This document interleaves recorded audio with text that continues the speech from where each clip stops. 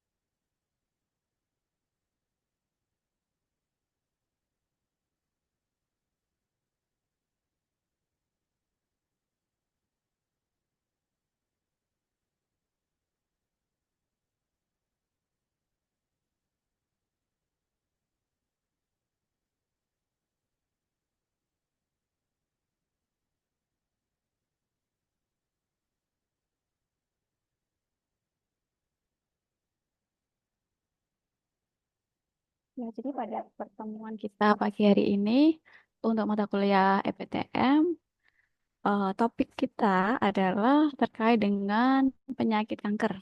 Jadi penyakit yang sering muncul tanpa diketahui penyebabnya terlebih dahulu biasanya, dan juga biasanya diketahui ketika stadiumnya sudah tinggi atau sudah mencapai penyakit tahap akhir. Yang mana ketika sudah pada tahap itu, maka proses penyembuhan atau proses untuk memulihkan dari penyakit ini sudah lumayan sulit karena eh, kondisi sel kankernya sudah menyebar ke jaringan-jaringan yang lainnya. Kita langsung saja. Nah, pada definisi secara umum atau definisi kanker menurut WHO pada tahun 2022, WHO di sini mendefinisikan bahwa kanker itu adalah sekelompok besar penyakit yang dapat menyerang bagian tubuh manapun yang penyebabnya itu mendasar kanker itu adalah pertumbuhan sel yang abnormal, kemudian meluas melampaui batas normal. Jadi adanya sel yang tumbuh, pertumbuhan sel itu bukan secara normal sesuai dengan fungsinya. Jadi sel itu sudah tumbuh tidak bisa terkontrol oleh tubuh. Nah, pertumbuhannya sendiri biasanya di luar jaringan, kemudian akan menyebar pada suatu organ dalam tubuh dan menyerang organ tersebut. Kemudian sering menyerang bagian tubuh terdekat, terdekat maksudnya organ terdekat yang ditumbuhi sel abnormal tersebut, kemudian dapat menyebar juga ke organ yang lainnya. Nah, proses tersebut itu dinamakan metastasis. Nah, kemudian metastasis sendiri itu adalah penyebab utama kematian pada kanker. Kemudian kalau menurut NCI atau National Cancer Institute pada tahun 2021 itu mendefinisikan bahwa kanker itu merupakan suatu kumpulan penyakit yang terkait dengan pembelahan sel yang tidak terkendali. Kemudian sel-sel kanker itu dapat menyerang jaringan terdekat dan menyebar ke bagian tubuh lain melalui aliran darah maupun sistem limfatik. Kemudian kalau menurut American Cancer Society atau ACS pada tahun 2020, kondisi ini yang dimulai ketika sel-sel dalam tubuh itu mulai tumbuh di luar kendali, kemudian hampir semua jenis kanker itu dinamai berdasarkan organ atau jaringan tempat kanker itu dimulai. Jadi kalau menurut ACS, penamaan penyakit kanker itu sesuai dengan organ atau jaringan tempat kanker itu mulai tumbuh. Jadi ketika pertumbuhan sel kanker itu di tulang itu, maka penamaannya biasanya adalah kanker tulang, seperti itu. Kemudian lanjut, nah jadi kanker itu apa? Atau Bapak Ibu di sini adalah seorang tenaga kesehatan, nggih. Jadi monggo yang bisa mendefinisikan kanker itu apa, silahkan. Menurut Bapak Ibu,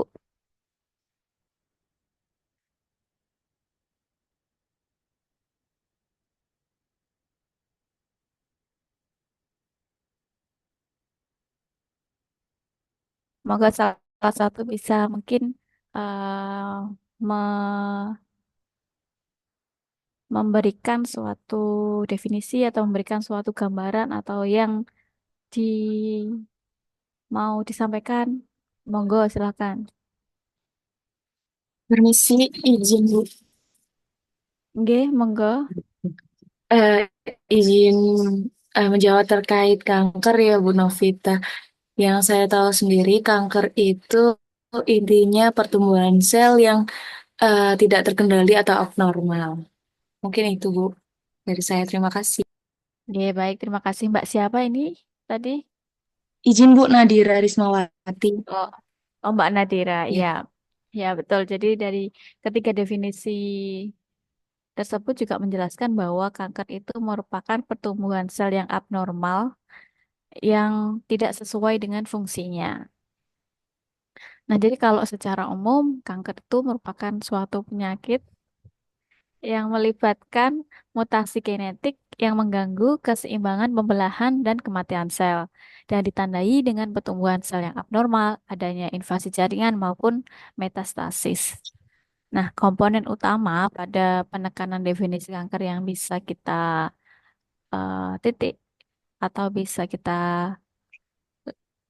definisikan secara yang utama itu adalah yang pertama adanya abnormalitas genetik. Jadi ada perubahan DNA atau ekspresi genetik. Nah, perubahan ini eh, karena adanya pertumbuhan yang abnormal tersebut kemudian tidak bisa terkontrol oleh tubuh. Nah, yang kedua ada invasi lokal dan metastasis. Jadi penyebarannya kanker itu ke organ lain. Jadi biasanya ada yang kankernya cuma di salah satu organ. Kemudian ketika sudah diangkat, ada pertumbuhan sel kanker lagi di organ lain maupun pertumbuhan di tempat yang diangkat tersebut. Kemudian yang ketiga itu ada perubahan microenvironment. Itu adalah suatu adaptasi oleh sel kanker untuk mendukung pertumbuhannya. Itu komponen utamanya yang ditekankan. Nah, kalau di Indonesia sendiri itu ada banyak sekali permasalahan terkait kanker di masyarakat ya. Jadi untuk permasalahan atau penanganan kanker di Indonesia sendiri, itu yang pertama, kanker itu merupakan salah satu beban kesehatan masyarakat di Indonesia. Pasti kalau itu, karena untuk proses penyembuhan sendiri memerlukan waktu dan memerlukan biaya yang cukup tinggi. Kemudian karena permasalahannya itu disebabkan bisa karena yang pertama, adanya keterlambatan dalam diagnosis dan deteksi dini. Jadi, banyak sekali masyarakat di Indonesia ini yang tidak melakukan medical check up. Jadi, di masyarakat kita itu seringkali melakukan suatu pemeriksaan ketika sudah ada gejala. Jadi, ketika sudah merasa eh, badan atau sudah merasa badannya tidak seperti biasanya ada gejala-gejala yang timbul. Nah, itu biasanya masyarakat Indonesia baru akan memeriksakan diri ke tempat pelayanan kesehatan. Jadi karena sudah ada gejala, biasanya kankernya sendiri itu juga sudah di stadium yang tinggi. Karena adanya keterlambatan dalam diagnosis dan deteksi dini. Karena biasanya kalau di stadium awal itu memang belum ada gejalanya. Kemudian efektivitas terapi atau masih tinggi angka kematian pada penderita kanker serta masih rendahnya kualitas hidup pasien kanker. Nah, ini disebabkan karena yang pertama tadi karena keterlambatan dalam diagnosis dan deteksi dininya. Nah, kemudian yang kedua itu ada faktor dari lingkungan. Nah, bagaimana lingkungan kita itu kita mendukung apakah dari lingkungan kita, gaya hidupnya bagaimana, perilaku masyarakatnya bagaimana, apakah ada norma atau adat yang bisa mengganggu kesehatan kita, itu juga akan mempengaruhi. Kemudian yang ketiga itu adanya dukungan masyarakat, lembaga sosial masyarakat non pemerintah dan akademisi. Itu merupakan suatu permasalahan penanganan kanker di Indonesia untuk saat ini.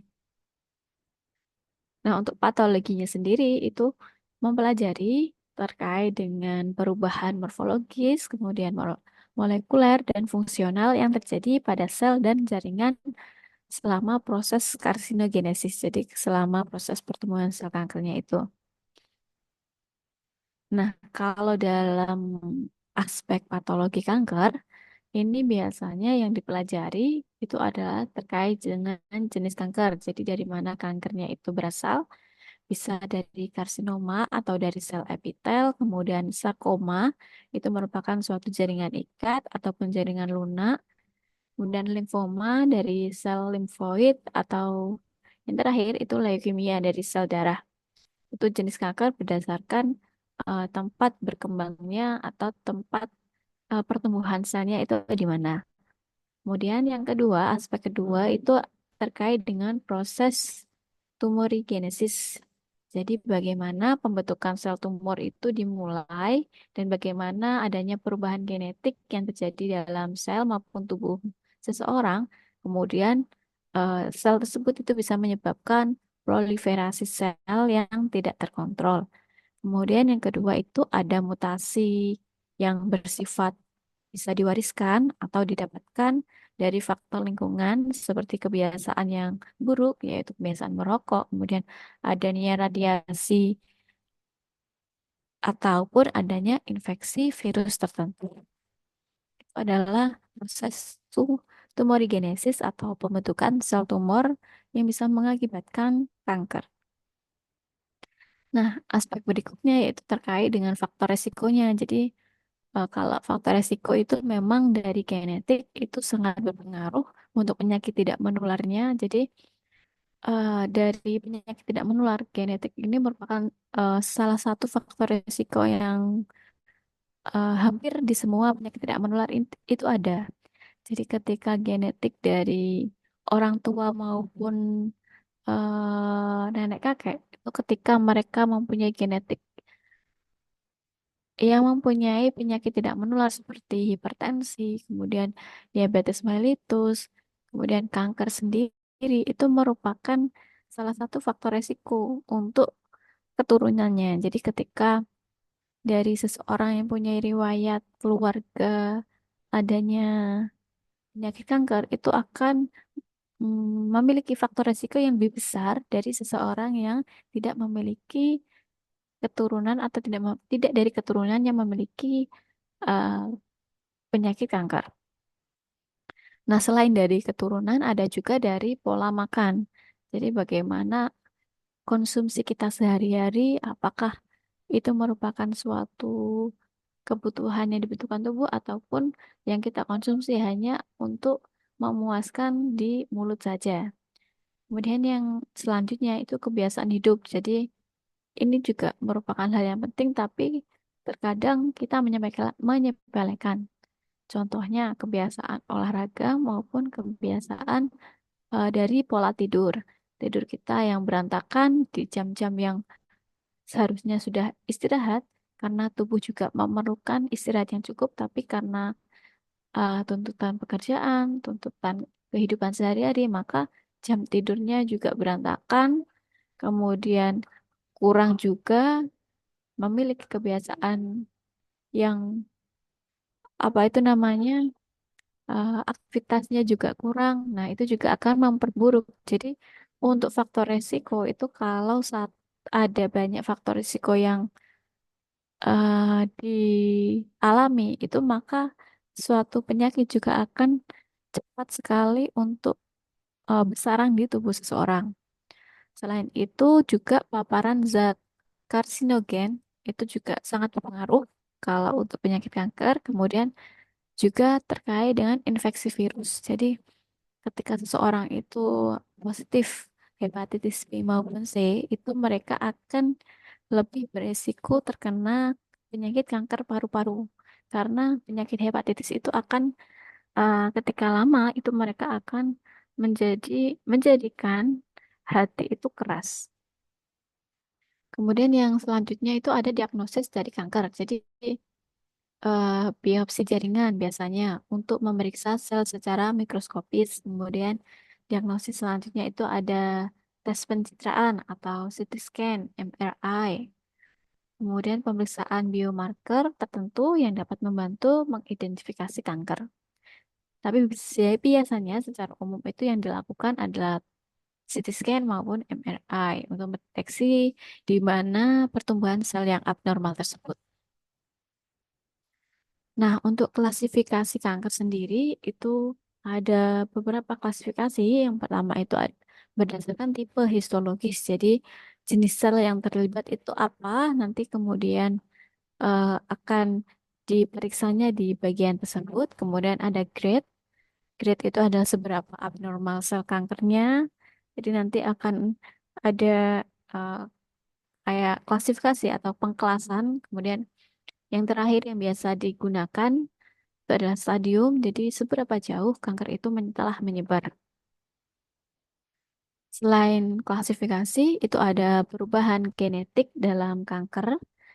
Jadi, pada tingkat molekuler ini bisa melibatkan gen yang mengatur siklus gen. Kemudian, gen itu merupakan suatu penghambat untuk tumor ataupun gen onko onkogate itu yang merangsang pertumbuhan sel yang tidak terkendali. Jadi pertumbuhan genetiknya seperti itu. Kemudian aspek yang terakhir itu adalah mikroskopis dan histopatologi. Jadi ini adalah bentuk maupun struktur jaringan kanker menggunakan mikroskop. Kemudian yang dilihat adalah apakah ada perubahan morfologi pada sel-sel dalam tubuh. Kemudian yang kedua itu untuk mengetahui apakah perubahan itu penting dalam pengklasifikasian dan menentukan kankernya seperti apa. Kemudian ini merupakan kalau cara penentuan stadium kanker ini merupakan tugas dari dokter, tapi kita sebagai tenaga kesehatan masyarakat mungkin harus mengetahui teorinya atau bagaimana setidaknya kita mengetahui bagaimana cara penentuan dari stadium kanker, walaupun untuk penentuan stadiumnya ini adalah bukan tugas kita sebenarnya. Jadi kita harus mengetahui teorinya. Jadi pada cara penentuan stadium ini pasti itu memerlukan pemeriksaan fisik, pemeriksaan CT scan, MRI maupun PIT scan. Biasanya juga biopsi. Kemudian kalau beberapa sistem yang digunakan untuk penentuan stadium kanker itu yang biasanya atau yang umum digunakan itu adalah sistem TNM yang dikembangkan oleh American Joint Committee on Cancer dan juga Union for International Cancer Control. Ini yang biasanya digunakan untuk mengetahui stadium kankernya seperti apa. Jadi T yang dimaksud pertama itu adalah tumor. Jadi ukuran dan penyebab tumor primer. Jadi T itu menunjukkan bahwa ukuran dan seberapa besar kanker itu ada pada lokasi awal. Jadi tumor primer. Jadi awalnya itu bagaimana, apakah sudah besar dan letaknya di mana. Kemudian tes sendiri itu dibagi menjadi angka-angka lagi untuk mengabarkan ukurannya dan seberapa jauh tumor itu berkembang ke jaringan di sekitarnya.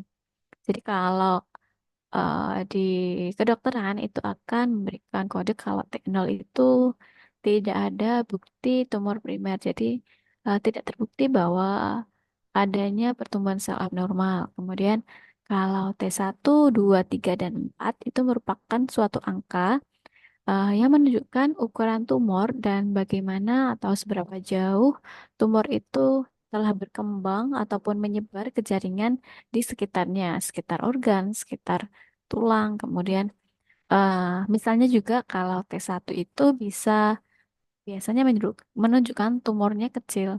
Sedangkan kalau T2 sampai dengan ataupun 4 itu menunjukkan bahwa tumornya itu lebih besar dan telah menyerang organ maupun struktur di sekitarnya.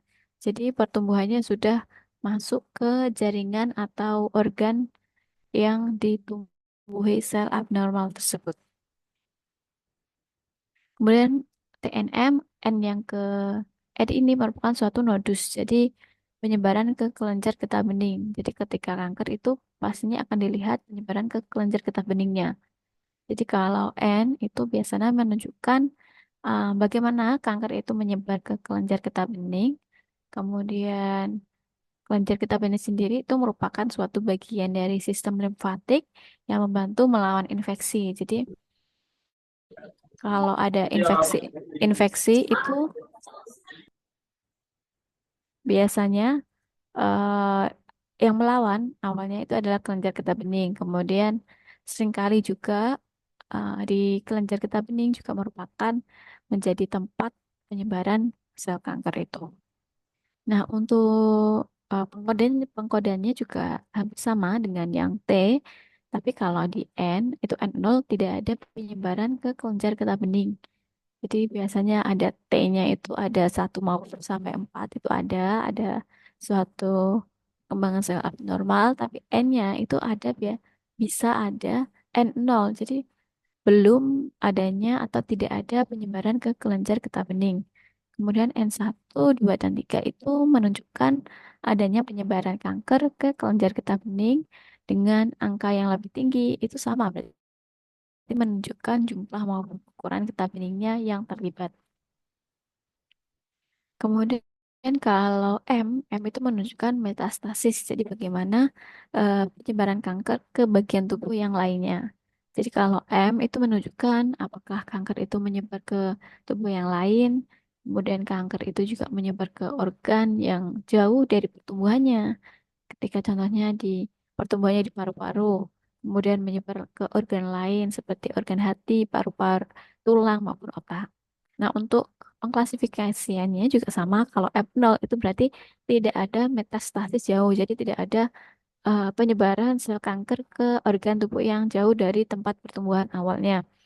Kemudian kalau M1 itu berarti ada metastasis jauh, jadi kanker itu biasanya sudah menyebar ke organ maupun ke jaringan tubuh yang jauh dari tempat atau dari awal pertumbuhan kanker itu. Nah, setelah melakukan penentuan TNM, itu sel kanker atau kanker itu bisa dikelompokkan ke dalam stadium biasanya. Kalau yang umum digunakan, kalau stadium 0 itu berarti kankernya itu masih terlokalisasi atau bertempat di tempat yang awal pertumbuhan. Belum ada penyebaran ke jaringan maupun ke organ yang lain. Kemudian kalau stadium 1 itu merupakan stadium awal yang terbatas di area yang kecil dan belum menyebar ke kelenjar getah bening atau ke kelenjar organ yang lain.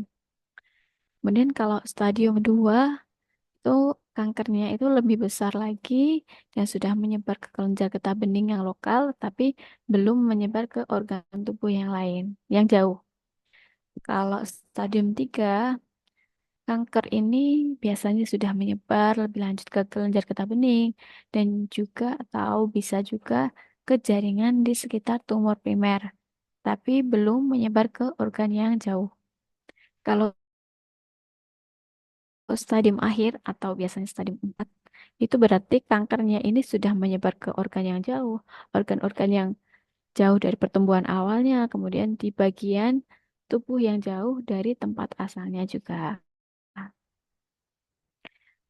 Itu tadi penjelasan terkait dengan stadium kanker. atau cara pengklasifikasian kanker yang akan diklasifikasikan oleh dokter. Kemudian, nah ini contoh kasusnya.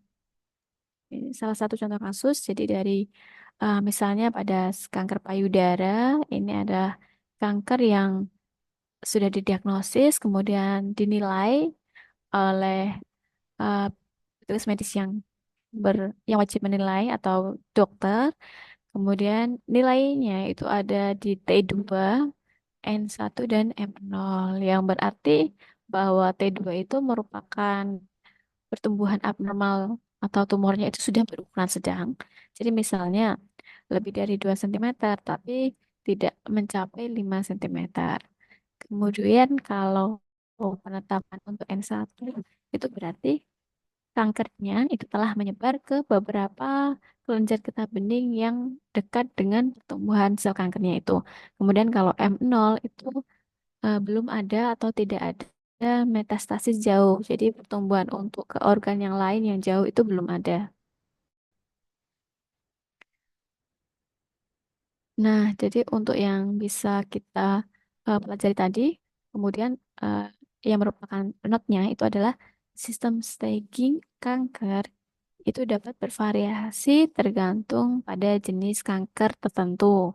Dan dokter itu akan menggunakan kombinasi informasi klinis juga dalam penentuan stadium yang akurat.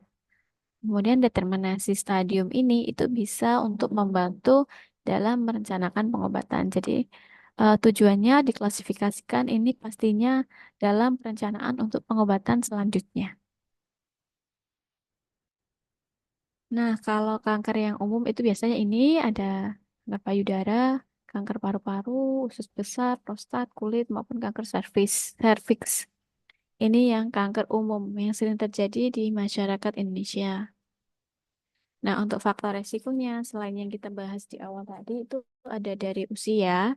Jadi kalau usia ini eh, pastinya kalau usianya lebih lanjut, ini akan memperbesar risiko terkena kanker. Kemudian dari kebiasaan merokok, jadi ketika seseorang mempunyai kebiasaan merokok, dia juga mempunyai risiko yang lebih besar terkena kanker. Kemudian kebiasaan minum alkohol, paparan zat-zat yang berbahaya, riwayat keluarga, obesitas, diet yang buruk. Jadi diet yang buruk itu adalah konsumsi yang kita berikan ke dalam tubuh sehari-hari itu bagaimana? Apakah eh, eh, itu merupakan gizi seimbang yang dibutuhkan tubuh ataupun itu hanya makanan yang untuk memenuhi kuantitas yang diinginkan, bukan yang dibutuhkan. Nah, gejala sendiri itu bisa ada rasa nyeri, kemudian kelelahan, demam, adanya benjolan, kemudian ada perubahan pada kulit,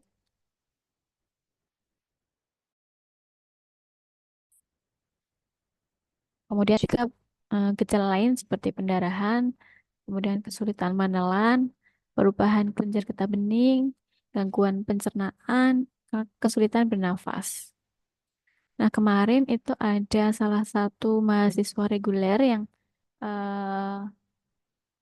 dia itu memberikan informasi lebih lanjut kepada saya terkait adanya salah satu anggota keluarga yang terkena kanker di usus besar, tepatnya di bagian kolonnya, yaitu tempat penampungan fesesnya. Jadi kankernya itu awalnya itu tidak terdeteksi, jadi itu di salah satu keluarganya. Kemudian juga tidak ada gejala yang spesifik. Jadi gangguan dari pencernaan pun itu tidak ada. Jadi yang dirasakan itu adanya pendarahan ketika BAB dan adanya biasanya rasa ingin ke belakang, tetapi ternyata ketika di belakang itu tidak bisa eh, keluar. Jadi hanya gejalanya itu hanya ada pendarahan saja ketika melakukan BAB.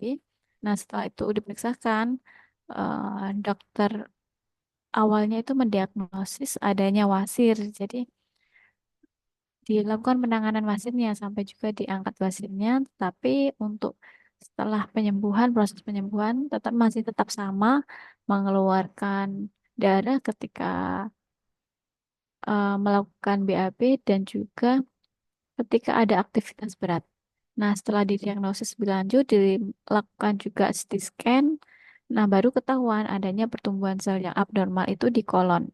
Jadi ketika sudah didiagnosis oleh dokter, ternyata itu sudah stadium 4 tanpa gejala. Dan gejala yang dialami hanya ada pendarahan yang dikiranya itu adalah penyebab wasir. Kalau dari Bapak Ibu di sini, apakah ada yang mempunyai informasi terkait saudara ataupun pasien terkait kanker? Jadi bagaimana proses awalnya? Mungkin bisa diceritakan. Monggo.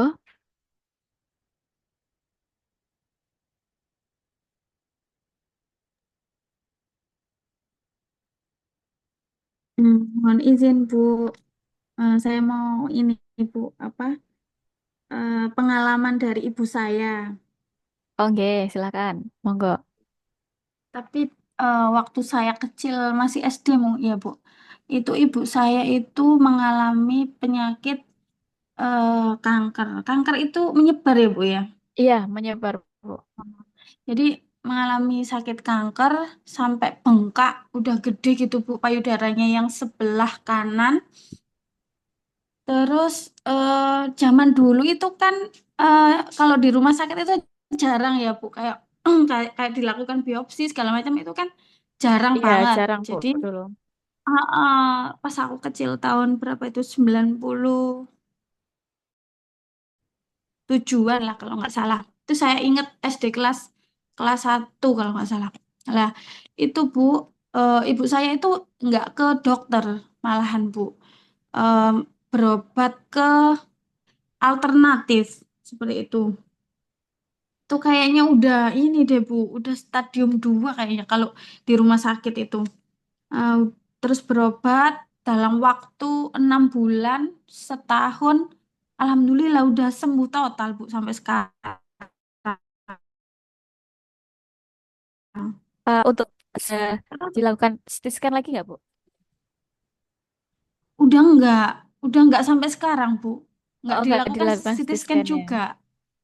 Tapi, tapi udah sembuh lewat alternatif. Terus Bu, saya itu waktu kuliah semester semester 5, semester 5 ke semester 5 awal ke semester 6.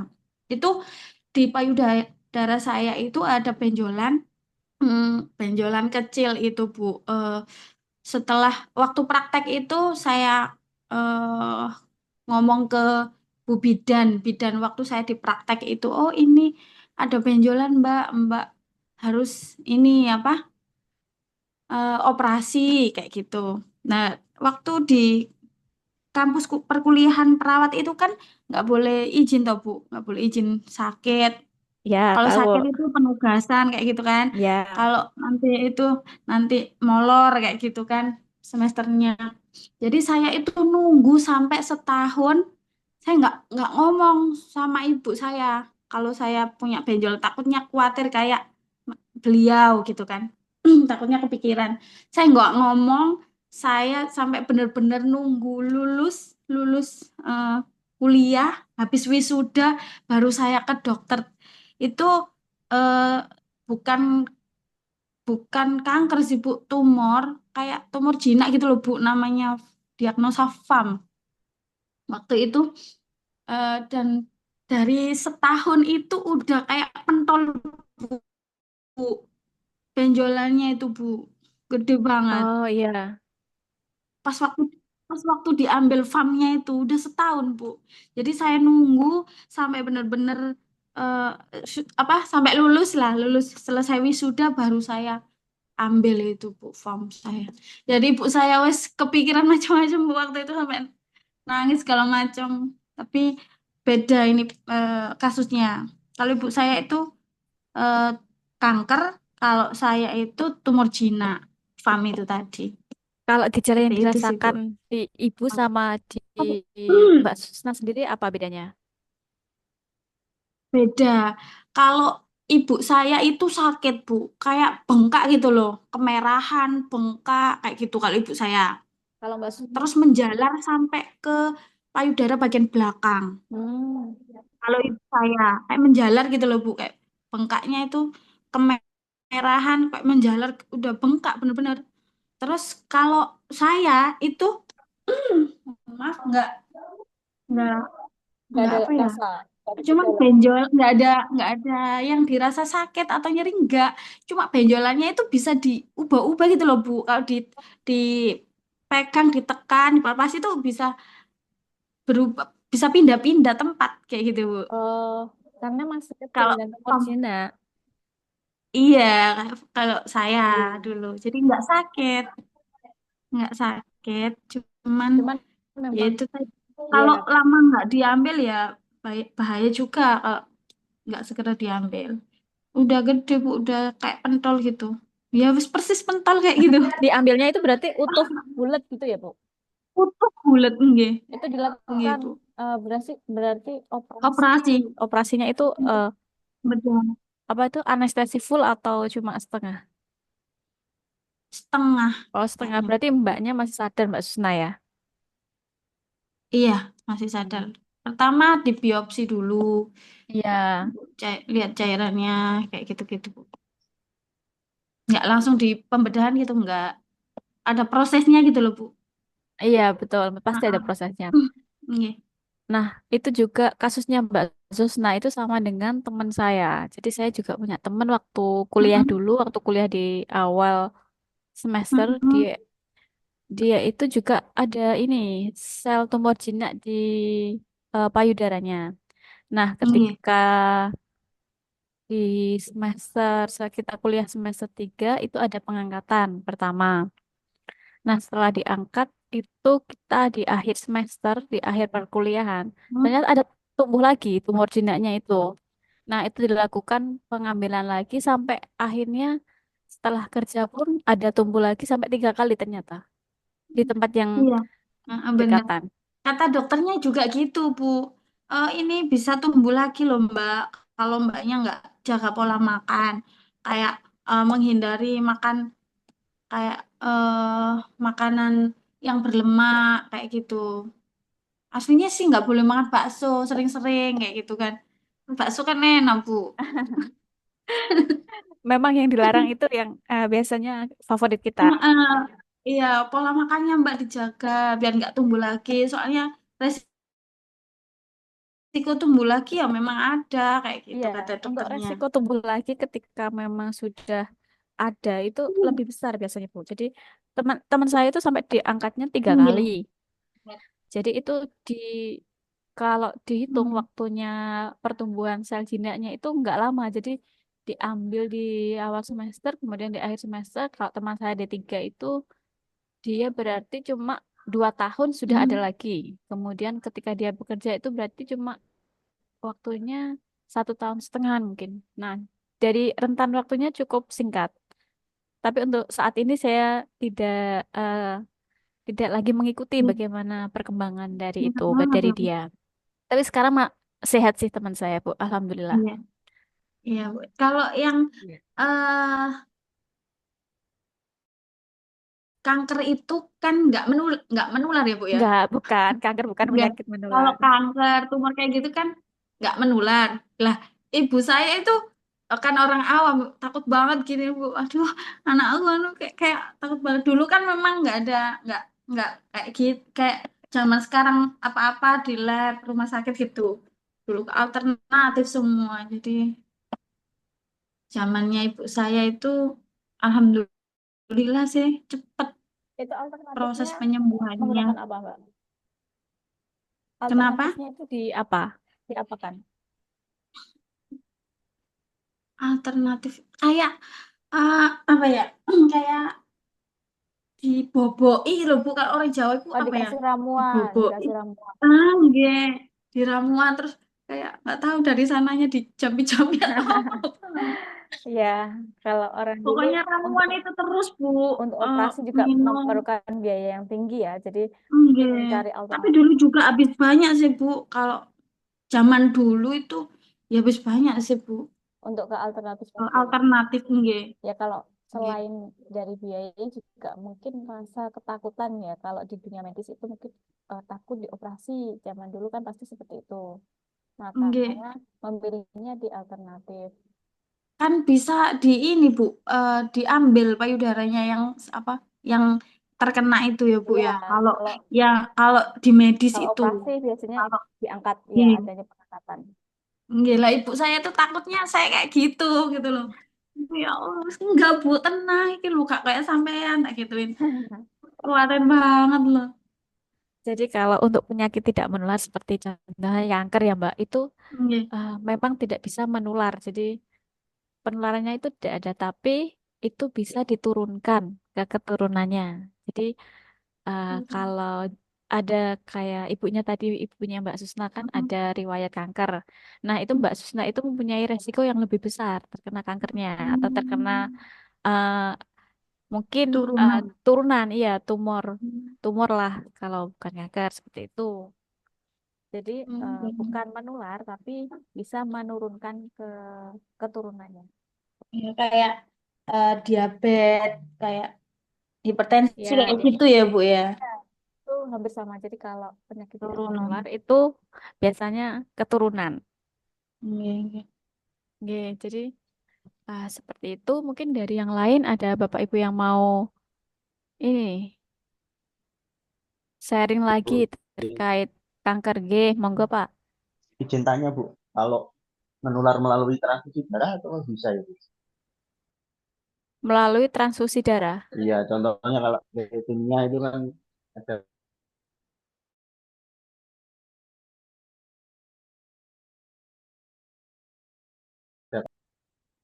Kalau untuk penelitian lebih lanjut sih Pak, itu belum ada yang menyatakan apakah leukemia itu benar-benar bisa menular melalui darah.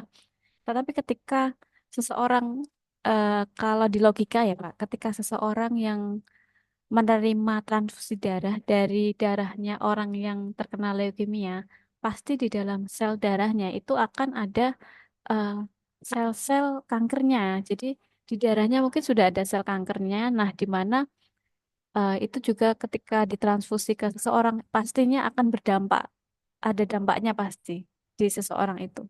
Kalau kalau ini terkait dengan leukemia ya Pak. Ya, Bu. Iya, terima kasih Bu. Oke. Kalau dari Bapak Ibu yang lain, apakah ada yang ini yang punya cerita lagi?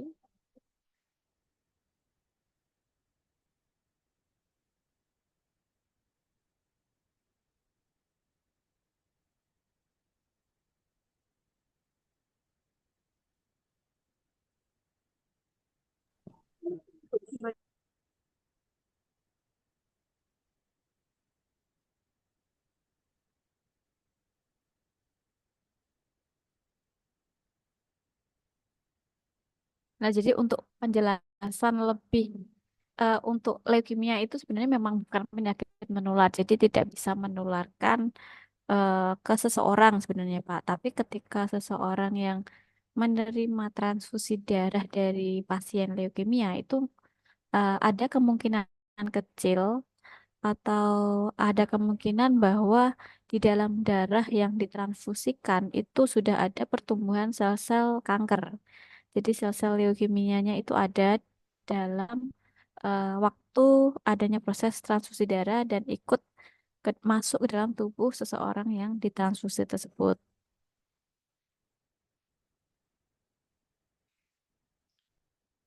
Seperti itu. Kalau belum ada cerita lagi, saya lanjutkan ya. Jadi untuk pencegahannya pasti pencegahan dari faktor-faktor resiko yang ada. Jadi ketika faktor resikonya dari makan makanan yang tidak boleh atau yang larang, itu biasanya untuk pencegahan itu juga sama dengan faktor resiko. Jadi kalau faktor resikonya adalah tidak boleh menggunakan atau mengkonsumsi makanan yang eh, tidak ada nutrisinya sebenarnya, cuma mengenyangkan. Untuk pencegahannya itu bisa dilakukan dengan cara mengganti makanan seperti bakso, seblak, mie ayam itu dengan buah, sayur maupun yang rendah lemak. Kemudian melakukan olahraga teratur supaya menjaga berat badan kita dan ketika berat badannya itu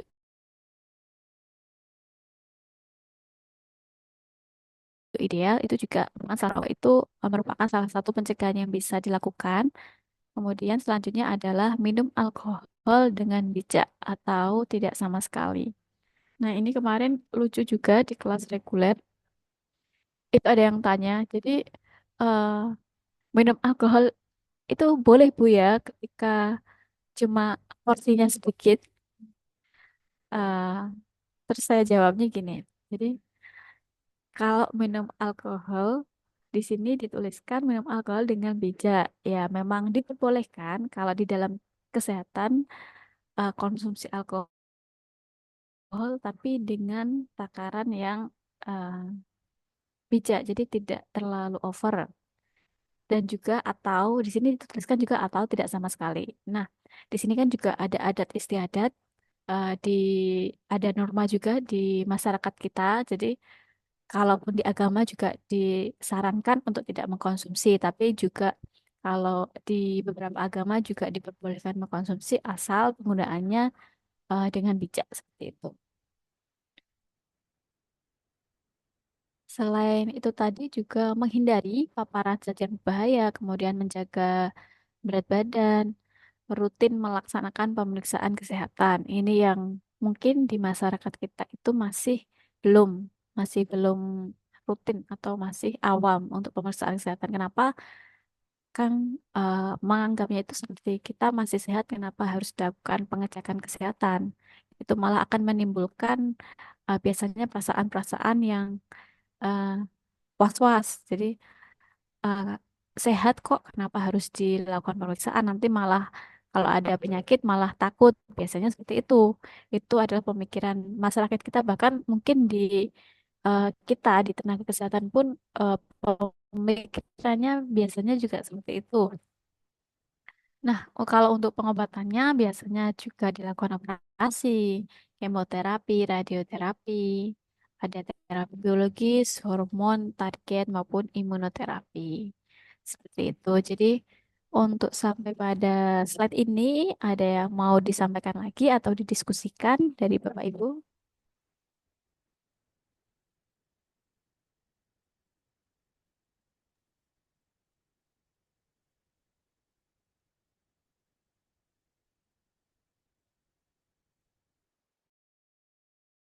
Belum ada?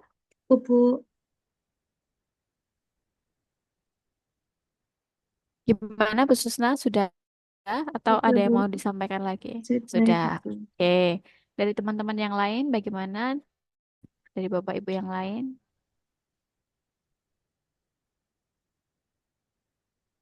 Kalau sudah, saya akhiri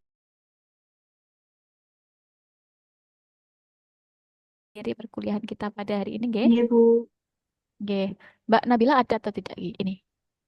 Jadi ini saya mau mengumumkan dulu kalau minggu depan itu ada visitasinya S1 Kesmas. Jadi kelas untuk hari Rabu.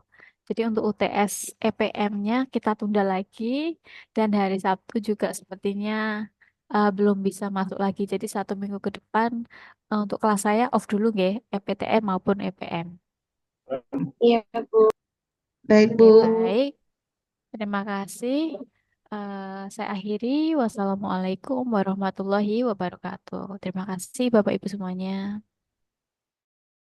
Waalaikumsalam Terima kasih, warahmatullahi Bu. wabarakatuh. Aduh Bu.